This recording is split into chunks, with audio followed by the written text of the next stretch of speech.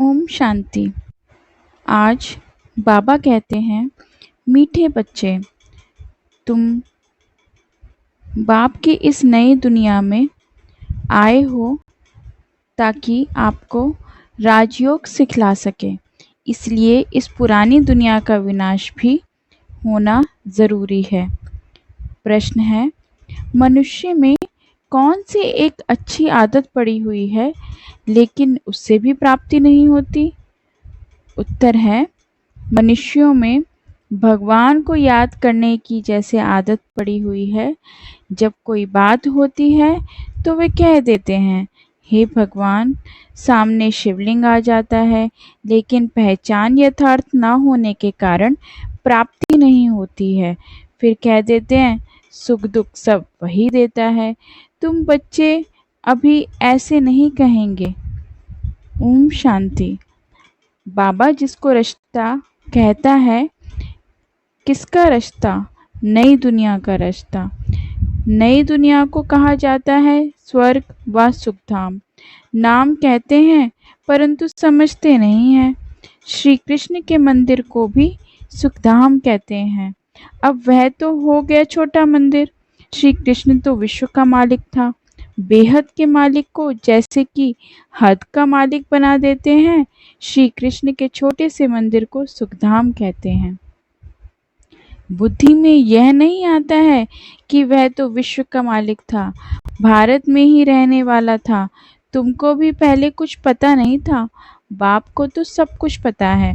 वह सृष्टि के आदि मध्य अंत को जानते हैं। अभी तुम बच्चे जानते हो। दुनिया में तो यह भी किसको पता नहीं है, ब्रह्मा विष्णु शंकर कौन है? शिव तो है, ऊंचते ऊंच भगवान। अच्छा, फिर प्रजापति ब्रह्म कहाँ से आया? है तो मनुष्य ही। प्रजापति ब्रह्मा तो जरूर यहाँ ही चाहिए ना, जिससे ब्राह्मण पैदा हो। प्रजापिता माना ही मुख से एडॉप्ट करने वाला। तुम हो मुख वंशावली। अब तुम जानते हो कि कैसे ब्रह्मा को बाप ने अपना बनाकर मुख वंशावली बनाया है। इनमें प्रवेश भी किया, फिर कहा कि यह हमारा बच्चा भी है। तुम जानते हो ब्रह्मा नाम कैसे पड़ा, कैसे पैदा हुआ? यह और कोई नहीं जानते हैं। सिर्फ महिमा गाते हैं कि परमपिता परमात्मा ऊंचते ऊंच है, परंतु यह कोई की बुद्धि में नहीं आता कि ऊंचते ऊंच बाप है। हम सभी आत्माओं का वह पिता है, वह भी बिंदु रूप ही है। उनमें सृष्टि के आदि मध्य अंत का ज्ञान है। ये नॉलेज भी तुमको अभी मिली है, पहले जरा भी ये ज्ञान नहीं था। मनुष्य सिर्फ कहते रहते हैं ब्रह्मा विष्णु शंकर, परंतु जानते कुछ भी नहीं। तो उन्हों को ही समझाना है। अभी तुम समझदार बने हो, जानते हो कि बाप ज्ञान का सागर है, जो हमको ज्ञान सुनाते हैं पढ़ाते हैं। ये राजयोग है ही सतयुग नई दुनिया के लिए, तो ज़रूर पुरानी दुनिया का विनाश होना चाहिए। उसके लिए ये महाभारत लड़ाई है। आधा कल्प से लेकर तुम भक्ति मार्ग के शास्त्र पढ़ते आए हो, अब तो बाप से डायरेक्ट सुनते हो। बाप कोई शास्त्र नहीं बैठकर सुनाते हैं। जप तप करना, शास्त्र आदि पढ़ना, यह सब भक्ति है। अब भक्तों को भक्ति का फल चाहिए, क्योंकि मेहनत करते ही हैं भगवान से मिलने के लिए, परंतु ज्ञान से है सद्गति। ज्ञान और भक्ति दोनों इकट्ठे चल ना सके। अभी है भी भक्ति का राज्य, सब भगत हैं। हर एक के मुख से ओ गॉड फादर जरूर निकलेगा। अब तुम बच्चे जानते हो कि बाप ने अपना परिचय दिया है कि मैं छोटी बिंदु हूँ। मुझे ही ज्ञान का सागर कहते हैं। मुझ बिंदु में सारा ज्ञान भरा हुआ है। आत्मा में ही नॉलेज रहती है। अभी तुम बच्चे समझते हो कि उनको परमपिता परमात्मा कहा जाता है। वह है सुप्रीम सोल, अर्थात सबसे ऊंचते ऊंच पतित पावन बाप ही सुप्रीम है ना। मनुष्य है भगवान कहेंगे तो शिवलिंग ही याद पड़ेगा। यह वह भी यथार्थ रीति से नहीं, एक जैसे की आदत पड़ गई है कि भगवान को याद करना है। भगवान ही सुख दुख देता है। अभी तुम बच्चे ऐसे नहीं कहेंगे। तुम जानते हो कि बाप को सुख दाता है, सतयुग में सुखधाम था, वहाँ दुख का नाम ही नहीं था।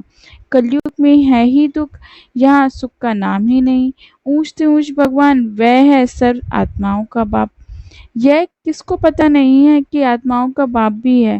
कहते हैं हम सब ब्रदर्स हैं, तो जरूर सब एक बाप के बच्चे ठहरे ना। फिर कोई कह देते कि वह तो सर्वव्यापी है, तेरे में भी है मेरे में भी है। अरे तुम तो आत्मा हो, यह शरीर तुम्हारा है, फिर तीसरी चीज कैसे हो सकती है? आत्मा को परमात्मा थोड़े ही कहेंगे। जीव आत्मा कहा जाता है, जीव परमात्मा नहीं कहा जाता। फिर परमात्मा सर्वव्यापी कैसे हो सकता है? बाप सर्वव्यापी होता है तो फिर फादरहुड हो जाता है। फादर को फादर से वर्षा थोड़े ही मिलेगा, बाप से तो बच्चा ही वर्षा लेता है। अब फादर कैसे हो सकते हैं? इतनी छोटी सी भी बात कोई की समझ में नहीं आती है। तब बाप कहते हैं, बच्चे हमने आज से 5000 वर्ष पहले तुमको कितना समझदार बनाया था। तुम एवर हेल्दी वेल्दी समझदार थे, इससे जास्ती समझदार कोई हो ही नहीं सकता। तुमको अभी जो समझ मिलती है यह फिर वहाँ नहीं होगी। वहाँ वह यह थोड़े ही मालूम रहता है कि हम फिर गिरेंगे। यह मालूम हो तो फिर सुख की भासना ही ना आए। यह ज्ञान फिर प्रायः लोप हो जाता है। ये ड्रामा का ज्ञान सिर्फ अभी तुम्हारी बुद्धि में है। ब्राह्मण ही अधिकारी रहते हैं। तुम्हारी बुद्धि में है ही कि हम अब ब्राह्मण वर्ण के हैं, ब्राह्मणों को ही बाप ज्ञान सुनाते हैं।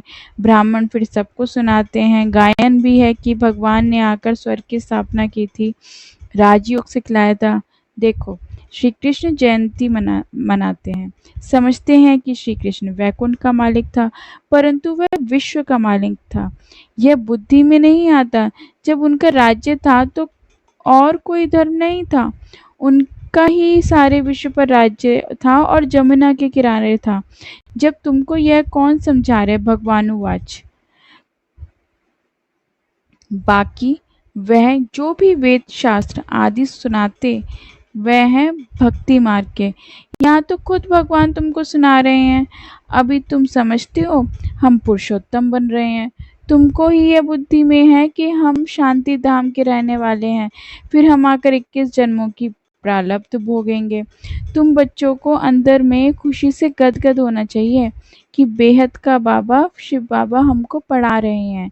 वह ज्ञान का सागर है, सृष्टि के आदि मध्य अंत को जानता है। ऐसा बाबा हमारे लिए आया है तो खुशी में गुदगुदी होती है। बाबा को कहते हैं, बाबा हमने आपको अपना वारिस बनाया है। बाप बच्चों पर वारी जाते हैं। बच्चे फिर कहते हैं कि बाप आप जब आएंगे तो हम आप पर वारी जाएंगे, अर्थात बच्चा बनाएंगे। यह भी अपने बच्चों को ही वारिस बनाते हैं। बाबा को वारिस कैसे बनाएंगे? यह भी गुह्य बात है। अपना सब कुछ एक्सचेंज करना इसमें बुद्धि का काम है। गरीब तो झट एक्सचेंज कर लेंगे, साहूकार मुश्किल से करेंगे। जब तक कि पूरी रीति ज्ञान ना उठावे इतनी हिम्मत नहीं रहती। गरीब तो झट कह देते हैं, बाबा हम तो आपको ही वारिस बनाएंगे, हमारे पास रखा ही क्या है। वारिस बनाकर फिर शरीर निर्वाह भी अपना करना है, सिर्फ ट्रस्ट ही समझ कर रहना है। युक्तियाँ बहुत बताते रहते हैं। बाप तो सिर्फ देखते हैं कि कोई पाप कर्म में तो पैसे खराब नहीं करते हैं, मनुष्य को पुण्य आत्मा बनाने में पैसा लगाते हैं। सर्विस भी कायदे से देते हैं। यह पूरी जांच करेंगे फिर सब राय देंगे। यह भी धंधे में ईश्वर अर्थ निकालते थे ना, वह तो था इनडायरेक्ट। अभी आप डायरेक्ट आए हैं। मनुष्य समझते हैं हम जो कुछ करते हैं उनका फल ईश्वर दूसरे जन्म में देते हैं। कोई गरीब दुखी है तो समझेंगे कर्म ही ऐसा किया होगा, अच्छे कर्म किए हैं तो सुखी हैं। बाप तुम बच्चों को कर्मों की गति पर समझाते हैं। रावण राज्य में तुम्हारे सब कर्म विकर्म ही हो जाते हैं। सतयुग और त्रेता में रावण ही नहीं, इसलिए वहाँ कोई कर्म विकर्म नहीं होता। यहाँ तो जो अच्छे कर्म करते हैं उनका अल्पकाल के लिए सुख मिलता है, फिर भी कोई ना कोई रोग खिटपिट तो रहती ही है, क्योंकि अल्पकाल का सुख है। अभी बाप कहते हैं ये रावण राज्य ही खत्म होना है, राम राज्य की स्थापना शिव बाबा कर रहे हैं। तुम जानते हो ये चक्र कैसे फिरता है?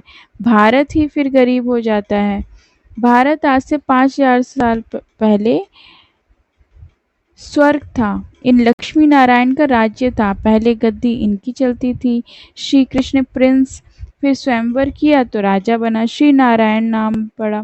यह भी तुम अभी समझते हो तो तुमको वंडर लगता है। बाबा आप सारे रचना और रचना की नॉलेज सुनाते हो।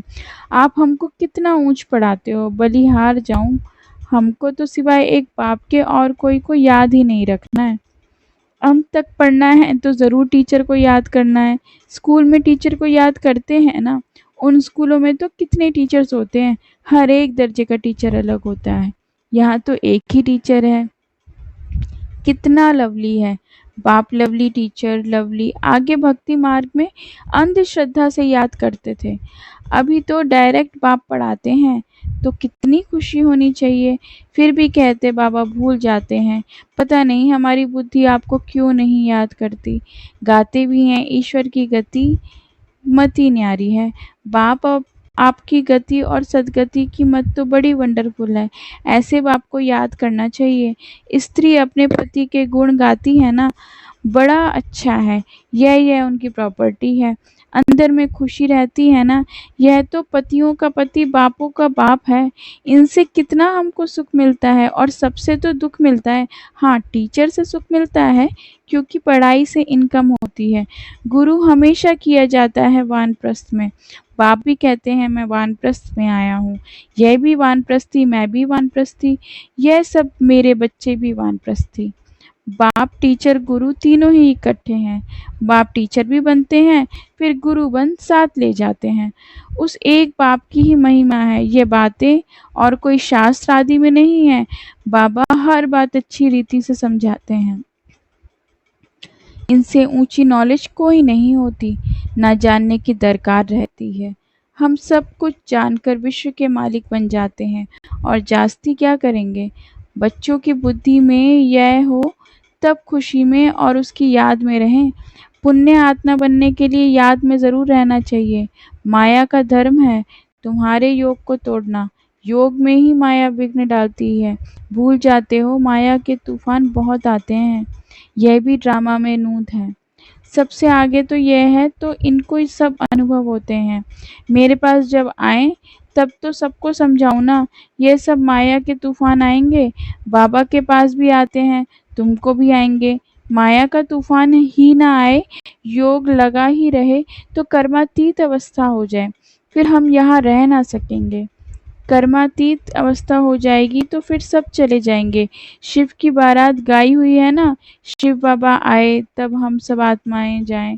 शिव बाबा आते ही हैं सबको ले जाने। सतयुग में इतनी आत्माएं थोड़ी ही होंगी। मीठे मीठे सकीलते बच्चों प्रति माँ पिता बाप दादा का याद प्यार और गुड मॉर्निंग। रूहानी बाप की रूहानी बच्चों को नमस्ते। आज की धारणा का मुख्य सार है शिव बाबा को अपना वारिस बनाकर सब कुछ एक्सचेंज कर देना है। वारिस बनाकर शरीर निर्वाह भी करना है, ट्रस्टी समझकर रहना है। पैसे कोई भी पाप कर्म में नहीं लगाने हैं। अंदर खुशी में गुदगुदी होती रहे कि स्वयं ज्ञान का सागर बाबा हमको पढ़ा रहे हैं। पुण्य आत्मा बनने के लिए याद में रहना है, माया के तूफानों से डरना नहीं है। आज का वरदान है सत्यता के आधार पर एक बाप को प्रत्यक्ष करने वाले निर्भय अथॉरिटी स्वरूप भव। सत्यता ही प्रत्यक्षता का आधार है। बाप को प्रत्यक्ष करने के लिए निर्भय और अथॉरिटी स्वरूप बनकर बोलो, संकोच से नहीं। जब अनेक मत वाले सिर्फ एक बात को मान लेंगे कि हम सब का बाप एक ही है और वही सब कार्य कर रहे हैं, हम सब एक की संतान एक हैं और यह एक ही यथार्थ है, तो विजय का झंडा लहरा जाएगा।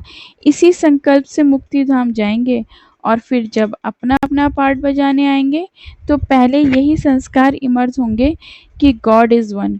यही गोल्डन इज की स्मृति है। आज का स्लोगन है सहन करना ही स्वयं के शक्ति स्वरूप को प्रत्यक्ष करना है। अव्यक्त इशारे। आत्मिक स्थिति में रहने का अभ्यास करो, अंतर्मुखी बनो, जैसे यह देह स्पष्ट दिखाई देती है, वैसे अपनी आत्मा का स्वरूप स्पष्ट दिखाई दे, अर्थात अनुभव में आए। मस्तक अर्थात बुद्धि की स्मृति व दृष्टि से सिवाय आत्मिक स्वरूप के और कुछ भी दिखाई न दे, वह स्मृति में न आए। ऐसे निरंतर तपस्वी बनो, तब हर आत्मा के प्रति कल्याण का शुभ संकल्प उत्पन्न होगा। भले कोई अपने संस्कार स्वभाव के वश आपके पुरुषार्थ में प्रतीक्षा के निमित्त बना हुआ हो, उसके प्रति भी सदा कल्याण का संकल्प उत्पन्न करो। ओम शांति।